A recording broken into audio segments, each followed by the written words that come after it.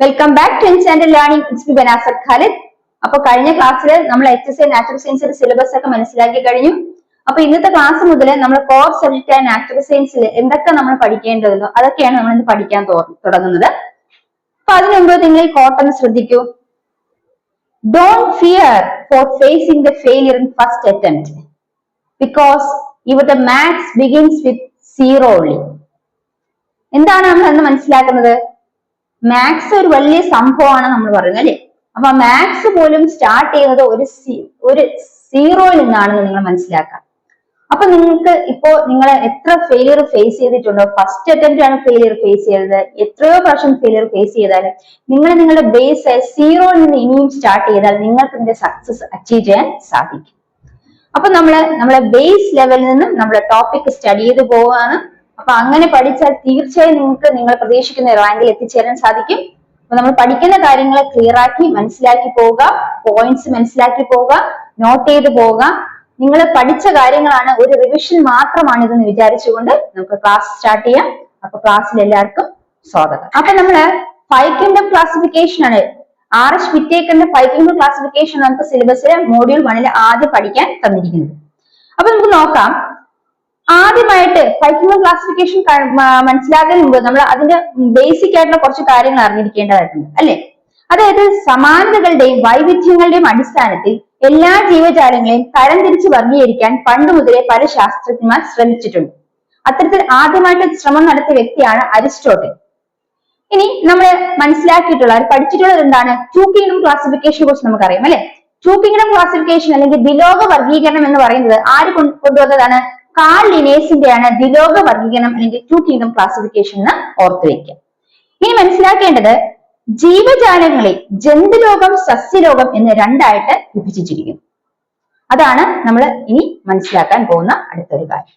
ജീവജാലങ്ങളെ ജന്തുലോകം സസ്യലോകം എന്ന് രണ്ടായിട്ട് വിഭജിച്ചിരിക്കുന്നു. അത് എപ്രകാരമാണെന്ന് നോക്കാം. അപ്പൊ നമ്മള് ജീവലോകത്തെ കുറിച്ച് മനസ്സിലാക്കുമ്പോൾ ജീവലോകത്തെ ഇവിടെ രണ്ടായിട്ടാണ് തരംതിരിച്ചിരിക്കുന്നത് അല്ലെ. ജന്തുലോകവും സസ്യലോകവും, അതായത് അനിമൽ കിങ്ഡവും പ്ലാന്റ് കിങ്ഡവും. ഇനി ജന്തുലോകം അതായത് ദ്വിലോക വർഗീകരണം അല്ലെങ്കിൽ 2 കിങ്ഡം ക്ലാസിഫിക്കേഷൻ കൊണ്ടത് കാൾ ലിനേസ് ആണ്. അദ്ദേഹത്തിന് നമ്മൾ മനസ്സിലാക്കാൻ പോകുന്നത് ജീവലോകത്തെ ജന്തുലോകവും സസ്യലോകവും രണ്ടായിട്ട് തരംതിരിച്ചു. ഇനി ഇവിടെ ജന്തുലോകത്തില് ഏറ്റവും താഴെ ബേസ് ആയിട്ട് നമ്മൾ മനസ്സിലാക്കേണ്ടതാണ് സ്പീഷ്യസുകൾ അല്ലെ. ഈ ഒരേ ഇനത്തിലെ സ്പീഷ്യസുകൾ ചേർന്നാണ് ജീനസ് ഫോം ചെയ്യുന്നത്. ഇനി ഒരേ ജീനസുകൾ ചേർന്ന് ഫാമിലി ഫോം ചെയ്യുന്നു. ഇനി ഒരേ ഫാമിലിയിലുള്ള ആളുകൾ ചേർന്നാണ് ഓർഡർ ഫോം ചെയ്യുന്നത്. ഇനി ഒരേ ഓർഡറിൽ ചേർന്ന ക്ലാസും ആ ഒരേ ക്ലാസുകൾ ചേർന്ന് ഫൈലവും ഫോം ചെയ്യുന്നു. ഇനി ആ ഫൈലം ചേർന്ന് എന്താണ്? ജന്തുലോകം അല്ലെങ്കിൽ അനിമൽ കിങ്ഡം ഉണ്ടാകും. അതുപോലെ തന്നെ പ്ലാന്റ് കിങ്ഡത്തിൽ നമ്മൾ നോക്കുകയാണെങ്കിൽ സ്പീഷ്യസുകൾ ചേർന്ന് ജീനസും, ജീനസുകൾ ചേർന്ന് ഫാമിലി, ഫാമിലി ചേർന്ന് ഓർഡറും, ഓർഡർ ചേർന്ന് ക്ലാസും. ഈ പ്ലാന്റ് കിങ്ഡം ആണെങ്കിൽ അവിടെ നമ്മൾ ഫൈലം എന്നല്ല പറയുന്നതാണ്, ഡിവിഷൻ എന്നാണ് പറയുന്നത്. അപ്പൊ ഇതാണ് നമ്മൾ ബേസിക് ആയിട്ട് അറിഞ്ഞിരിക്കേണ്ട 2 കിങ്ഡം ക്ലാസിഫിക്കേഷൻ. നമ്മൾ പറഞ്ഞു ജന്തുലോകവും സസ്യലോകവും. അവിടെ നമ്മൾ എങ്ങനെയാണ് ഈ ആനിമൽസിനെ അല്ലെങ്കിൽ ജന്തുക്കളെ അല്ലെങ്കിൽ സസ്യങ്ങളെ ആകട്ടെ ജീവജാലങ്ങളെ എങ്ങനെയാണ് വർഗീകരിച്ചിരിക്കുന്നതെന്ന് നമ്മൾ മനസ്സിലാക്കുക. അടുത്ത മനസ്സിലാക്കാൻ പോകുന്നത് RH വിറ്റേക്കറിന്റെയാണ് പഞ്ചലോക വർഗീകരണം അല്ലെങ്കിൽ 5 കിങ്ഡം ക്ലാസിഫിക്കേഷൻ. 5 കിങ്ഡം ക്ലാസിഫിക്കേഷൻ ആണ് നമ്മുടെ സിലബസിൽ എടുത്തു പറഞ്ഞ് നമുക്ക് പഠിക്കാനായിട്ട് ഉള്ളത്. നിങ്ങൾക്ക് അറിയുന്ന സുപരിചിതമായ കാര്യമാണ്. അപ്പൊ നമുക്കതൊന്ന് റിഫ്രഷ് ചെയ്ത് പോകാം. അപ്പൊ ഒന്നാമത്തെ പോയിന്റ് നമ്മൾ മനസ്സിലാക്കേണ്ടത് പഞ്ചലോക വർഗീകരണം അല്ലെങ്കിൽ 5 കിങ്ഡം ക്ലാസിഫിക്കേഷൻ കൊണ്ടുവന്ന വ്യക്തി ആരാണ്? അദ്ദേഹമാണ് RH വിറ്റേക്കർ. അപ്പൊ RH വിറ്റേക്കറിന്റെ 5 കിങ്ഡം ക്ലാസിഫിക്കേഷൻ അത് എന്നാണ്? 1969 RH 1969 RH Whittaker 5 kingdom classification കൊണ്ടുവരുന്നത്. കാരണം ലിനേസിന്റെ ദ്വിലോക വർഗീകരണം അല്ലെങ്കിൽ 2 കിങ്ഡം ക്ലാസിഫിക്കേഷനില് ജന്തുലോകത്തെ സസ്യങ്ങളെന്നും ജീവലോകത്തെ ജന്തുലോകമെന്നും സസ്യലോകമെന്നും രണ്ടായിട്ട് മാത്രമേ തരംതിരിച്ചിരുന്നുള്ളൂ. അതായത് അവിടെ ബാക്ടീരിയ, അമീബ, ഫംഗസ് തുടങ്ങിയ സൂക്ഷ്മജീവികളെ എന്ത് ചെയ്തിരുന്നില്ല? പരിഗണിച്ചിരുന്നില്ല. അപ്പൊ അദ്ദേഹത്തിന് 2 കിങ്ഡം ക്ലാസിഫിക്കേഷനില് ബാക്ടീരിയ, അമീബ, ഫംഗസ് മുതലായ സൂക്ഷ്മജീവികളെയൊന്നും പരിഗണിച്ചിരുന്നില്ല. അപ്പോ പിന്നീട് ഉണ്ടായതാണ് RH വിറ്റേക്കറിന്റെ 5 കിങ്ഡം ക്ലാസിഫിക്കേഷൻ. അവിടെ അദ്ദേഹം ബാക്ടീരിയകൾക്കും ഈ പറയുന്ന ഫംഗസിനും ഒക്കെ പ്രധാന സ്ഥാനം കൊടുത്ത ഒരു ക്ലാസിഫിക്കേഷൻ ആയിട്ടാണ് അദ്ദേഹം മുന്നോട്ട് വന്നത്. അപ്പൊ ആ ക്ലാസിഫിക്കേഷൻ എങ്ങനെയാണ് നമുക്ക് നോക്കാം. എത്തരത്തിലാണ് ഓരോ ജീവജാലങ്ങളെ അറേഞ്ച് ചെയ്തിരിക്കുന്നത് നമുക്ക് നോക്കാം.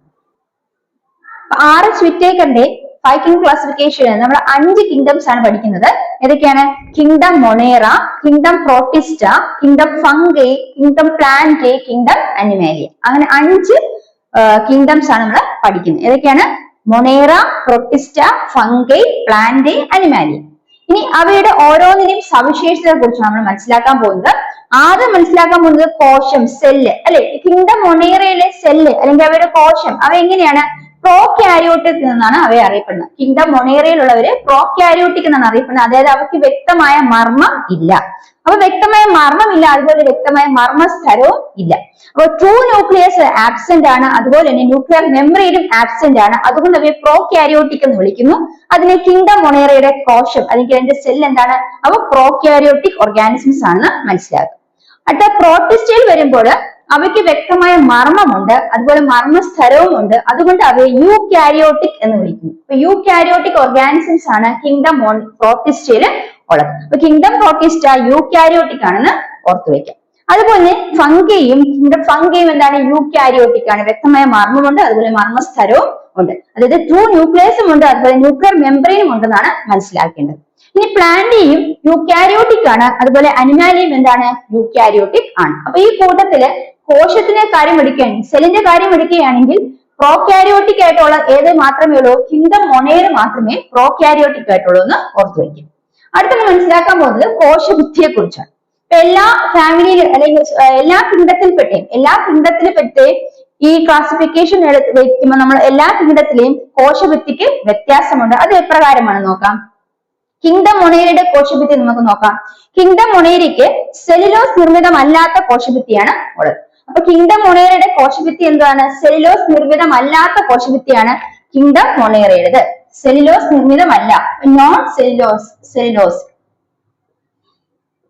അപ്പൊ ഇവിടെ എന്താണ്? സെല്ലുലോസ് നിർമ്മിതമല്ല. അപ്പൊ നോൺ സെല്ലുലോസ് ഓയിക് ആയിട്ടുള്ള അല്ലെങ്കിൽ സെല്ലുലോസ് നിർമ്മിതമല്ലാത്ത കോശഭിത്തിയാണ് ആർക്കുള്ളത്? കിങ്ഡം മൊണേറയ്ക്കുള്ളത്. സെല്ലുലോസ് നിർമ്മിതമല്ലാത്ത കോശഭിത്തിയാണെന്ന് ഓർത്തു വെക്കുക. ഇനി അതുപോലെ തന്നെ ഇനി ഈ പ്രോട്ടിസ്റ്റയുടെ കാര്യം എടുക്കുകയാണെങ്കിൽ ചിലവയ്ക്ക് കോശഭിത്തി ഉണ്ട് അല്ലെ. ചില എന്താണ് പ്രോട്ടിസ്റ്റുകൾക്ക് ചില സെല്ലുലോസ് നിർമ്മിതമായ കോശഭിത്തി ഉണ്ട്. അപ്പൊ ഈ കിങ്ഡം മൊണേറ എടുക്കുകയാണെങ്കിൽ അവയ്ക്ക് കോശഭിത്തി ഒന്നും സെല്ലുലോസ് നിർമ്മിതമല്ല. അവയുടെ കോശഭിത്തി സെല്ലുലോസ് നിർമ്മിതം അല്ല എന്ന് മനസ്സിലാക്കുക. എന്നാൽ പ്രോട്ടിസ്റ്റയുടെ കാര്യം എടുക്കുമ്പോൾ ചില പ്രോട്ടിസ്റ്റുകൾക്ക് എന്തുണ്ട്? സെല്ലുലോസ് നിർമ്മിതമായ കോശഭിത്തി ഉണ്ടെന്നാണ് മനസ്സിലാക്കേണ്ടത്. അപ്പൊ ചിലതിന് സെല്ലുലോസ് നിർമ്മിതമായ കോശഭിത്തി ഉണ്ട്, എല്ലാത്തിനുമില്ല. ചിലതിന് സെല്ലുലോസ് നിർമ്മിതമായ കോശഭിത്തി ഉണ്ടെന്ന് ഓർത്തു വെക്കാം. അടുത്തത് നമ്മൾ മനസ്സിലാക്കാൻ പോകുന്നത് എന്താണ്? ഫംഗൈ അല്ലെ. കിങ്ഡം ഫംഗയില് നമ്മൾ അവിടെ മനസ്സിലാക്കണം, അവിടുത്തെ കോശഭിത്തി കൈറ്റിൻ നിർമ്മിതമായ കോശഭിത്തിയാണ്. എന്താണ്? ഫംഗയില് കൈറ്റിൻ നിർമ്മിതമായ കോശഭിത്തിയാണ് ഫംഗയ്ക്ക് ഉള്ളത്. കിങ്ഡം ഫംഗയിൽ വരുമ്പോൾ ആ ഓർഗാനിസംസിന് എന്താണ്? കൈറ്റിൻ നിർമ്മിതമായ കോശഭിത്തിയാണ് ഉള്ളത്. ഇനി പ്ലാന്റയിലാണ് സെല്ലുലോസ് നിർമ്മിതമായ കോശഭിത്തി കാണപ്പെടുന്നത്. എന്താണ്? പ്ലാന്റയിലാണ് സെല്ലുലോസ് നിർമ്മിതമായ കോശഭിത്തി കാണപ്പെടുന്നത്. ഇനി അതുപോലെ തന്നെ പ്ലാന്റയിലാണ് സെല്ലുലോസ് നിർമ്മിതമായ കോശഭിത്തി കാണപ്പെടുന്നത്. ഇനി അനിമാലിൽ എന്തല്ല? കോശഭിത്തി ഇല്ല. അപ്പൊ അത് മനസ്സിലാക്കാൻ എന്തൊക്കെ കാര്യങ്ങളാണ് മനസ്സിലാക്കേണ്ടത്? കോശഭിത്തിയുടെ കാര്യം എടുക്കുമ്പോൾ അല്ലെ. ഇപ്പൊ കോശഭിത്തി എന്ന് പറയുന്നത് എന്താണ്? കോശഭിത്തിയുടെ കാര്യം എടുക്കുമ്പോൾ അനിമൽസിൽ എന്തില്ല? കോശഭിത്തി ഇല്ല. അപ്പൊ കിങ്ഡം അനിമാലില് കോശഭിത്തി ഇല്ല. ഇനി മനസ്സിലാക്കേണ്ടത് മൊണേറയ്ക്കാണെങ്കിൽ എന്താണ്?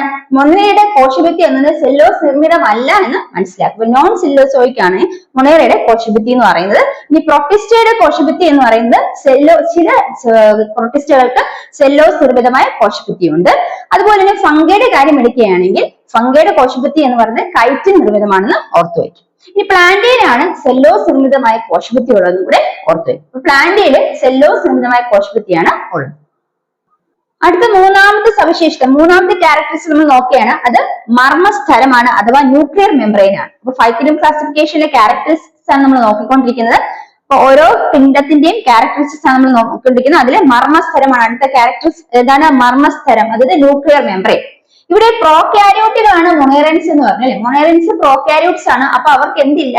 അവിടെ ന്യൂക്ലിയർ മെമ്പറൈൻ ഇല്ല. കാരണം അവർക്ക് ട്രൂ ന്യൂക്ലിയസ് ഇല്ല. അപ്പൊ അവർക്ക് എന്തില്ല? ന്യൂക്ലിയർ മെമ്പറൈനും ഇല്ല. അതായത് മർമ്മസ്ഥലം അവയ്ക്ക് ഇല്ല എന്ന് മനസ്സിലാക്കുക. അപ്പൊ മർമ്മസ്ഥലം ഇല്ല. ഇനി ബാക്കിയുള്ളതെല്ലാം യൂക്യാരിയോട്ടിക്സ് എന്നാണ് പറഞ്ഞത്. യൂക്യാരിയോട്സ് ആണ്. അപ്പൊ അവയ്ക്ക് എന്തുണ്ട്? വ്യക്തമായ മർമ്മമുണ്ട്, അതുപോലെ മർമ്മസ്ഥലവും ഉണ്ട്. അപ്പൊ ബാക്കിയുള്ളതിലെല്ലാം എന്താണ്? മർമ്മസ്തരം ഉണ്ടെന്ന് മനസ്സിലാക്കുക. അപ്പൊ ബാക്കിയുള്ളതിനെല്ലാം എന്തുണ്ട്? മർമ്മസ്തരം ഉണ്ട്.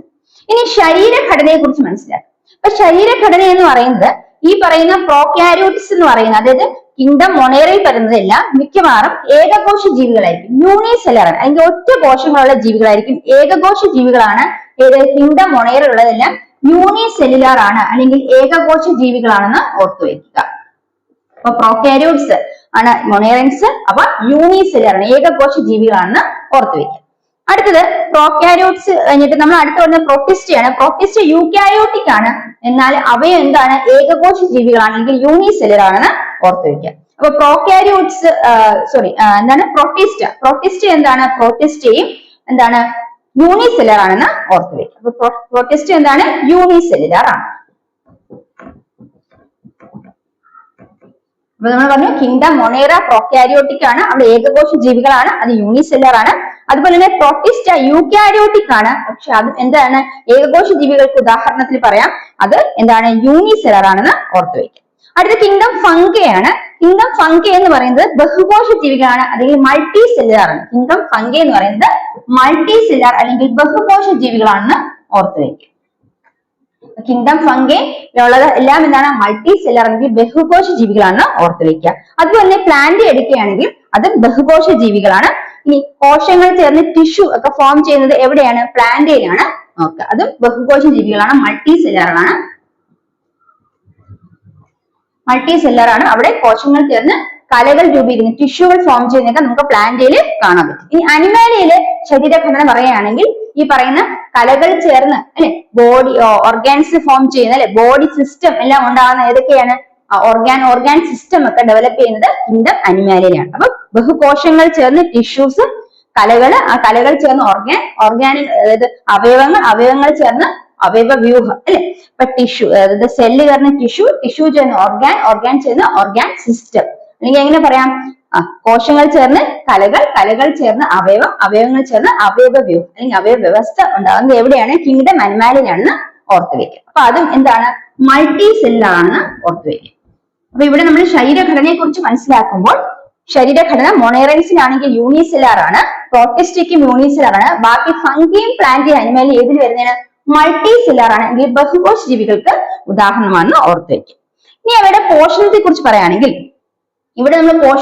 പറയുകയാണെങ്കിൽ ആദ്യം കിങ്ഡം മൊണേറെ പറയുകയാണെങ്കിൽ അവ പരപോഷികളുമാണ്, അതുപോലെ സ്വപോഷികളുമാണ്. പരപോഷികൾ എന്ന് പറഞ്ഞാൽ ഹെറ്ററോട്രോപിക്, മറ്റുള്ളവരെ ആശ്രയിച്ച് ജീവിക്കുന്നു. ഉദാഹരണത്തിന് പാരസൈറ്റ്സ്, സാപ്രോഫൈറ്റ്സുകളെല്ലാം എന്താണ്? പരപോഷികളാണ്. അപ്പൊ പരപോഷികളാണ്. അതുപോലെ തന്നെ സ്വപോഷികൾ, അതായത് ചിലത് എന്താണ്? ഓട്ടോട്രോപിക് ആണ്, സ്വപോഷികളാണ്. അപ്പൊ ഇവിടെ കിങ്ഡം മൊണേരയിൽ സ്വപോഷികളുമുണ്ട്, പരപോഷികളുമുണ്ട്, അതായത് ഓട്ടോട്രോപ്സും ഉണ്ട്, ഹെറ്ററോട്രോപ്സും ഉണ്ട്.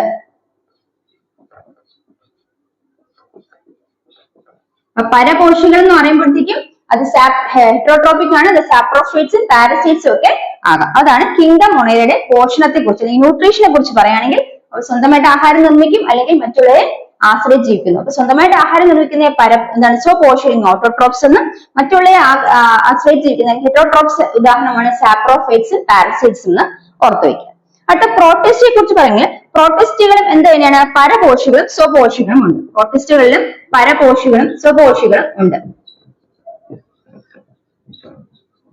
പ്രോട്ടിസ്റ്റുകളിലും പരപോഷികളും സ്വപോഷികളും ഉണ്ടെന്ന് ഓർത്തു വയ്ക്കും. ഇനി അടുത്തത് നമ്മൾ മനസ്സിലാക്കാൻ പോകുന്നത് എന്താണ്? ഫംഗിയെ കുറിച്ചാണ് അല്ലെ. ഫംഗി എന്ന് പറയുന്നത് എന്താണ്? പരപോഷികളാണ്. ഫംഗി എന്ന് പറയുന്നത് പരപോഷികളാണ്, ഹെറ്ററോട്രോപ്സ് ആണ്. അതിന് പാരസൈറ്റിക്കും സാപ്രോഫൈറ്റുകളുമായിട്ടുള്ള ഓർഗാനിസംസ് ആണ് ഫംഗിയിൽ കാണപ്പെടുന്നത്. പരപോഷികൾ മാത്രമാണ് ഫംഗിയിലുള്ളത്, അതായത് ഹെറ്ററോട്രോപ്സ് ആണ് ഫംഗി എന്ന് പറയുന്നത്. അവിടെ സാപ്രോഫൈറ്റ്സ്, പാരസൈറ്റ്സ് ഒക്കെയാണ് കാണപ്പെടുന്നത്. അപ്പൊ മനസ്സിലായോ? കിങ്ഡം ഫംഗി എന്ന് പറയുന്നത് ഹെറ്ററോട്രോപ്സ് ആണ്, അപ്പൊ പരപോഷികളാണ്. അവിടെ സാപ്രോഫൈറ്റ്സ്, അതുപോലെ പാരസൈറ്റ്സ് ഒക്കെയാണ് കാണപ്പെടുന്നത്. ഇനി പ്ലാന്റ് പറയുകയാണെങ്കിൽ പ്ലാന്റ് അറിയില്ലേ? കിങ്ഡം പ്ലാന്റ് എന്താണ്? സ്വപോഷികളാണ്, ഓട്ടോട്രോപ്സ് ആണ് അല്ലെ. സ്വന്തമായിട്ട് ആഹാരം നിർമ്മിക്കാൻ കഴിവുള്ളവയാണ് പ്ലാന്റ് അല്ലെങ്കിൽ സ്വപോഷികൾ. ഇനി അവയ്ക്ക് ഒരു സ്ഥലത്ത് മറ്റത്തേക്ക് സഞ്ചരിക്കാൻ സാധ്യമല്ല. അപ്പൊ പ്ലാന്റ് എന്ന് പറയുന്നവയ്ക്ക് സഞ്ചരിക്കാൻ സാധ്യമല്ല, അവയ്ക്ക് സ്വന്തമായിട്ട് ആഹാരം നിർമ്മിക്കാൻ സാധിക്കുന്നു.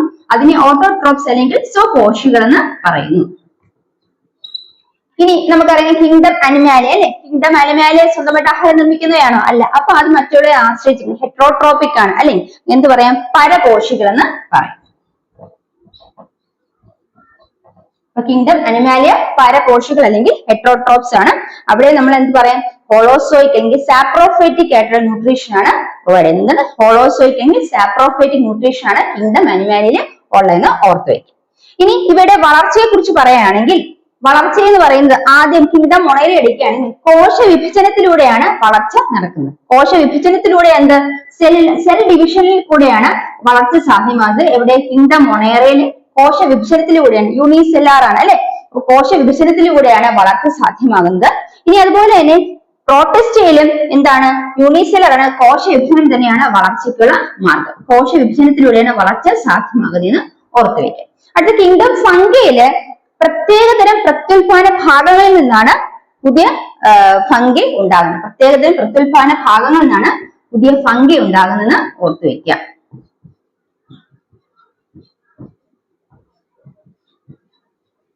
പ്രത്യേകതരം പ്രത്യുൽപാദന ഭാഗങ്ങളിൽ നിന്ന് പുതിയ ഫംഗി ഉണ്ടാകുന്നതാണ് ഫംഗയുടെ വളർച്ചയുടെ രീതി, പ്രജനന രീതി എന്ന് മനസ്സിലാക്കുക. അതുപോലെ കിങ്ഡം പ്ലാന്റയിലാണെങ്കിൽ ഭ്രൂണത്തിൽ നിന്നാണ് പുതിയ ചെടി ഭ്രൂണത്തിൽ നിന്നാണ് ഉണ്ടാകുന്നത്. അതുപോലെ തന്നെ കിങ്ഡം അനിമാലിയയിലും ഭ്രൂണത്തിൽ നിന്നാണ് അതിന്റെ വളർച്ച സാധ്യമാകുന്നതെന്ന് കൂടെ മനസ്സിലാക്കി വെക്കുക. അപ്പൊ നമ്മൾ എന്തൊക്കെയാണ് മനസ്സിലാക്കിയത്? 5 കിങ്ഡം ക്ലാസിഫിക്കേഷൻ, പഞ്ചലോക വർഗീകരണത്തിൽ നമ്മൾ മനസ്സിലാക്കിയത് 5 കിങ്ഡംസ് ഉണ്ട്. ഏതൊക്കെയാണ്? Monera, Protista, fungi, plant, Animalia.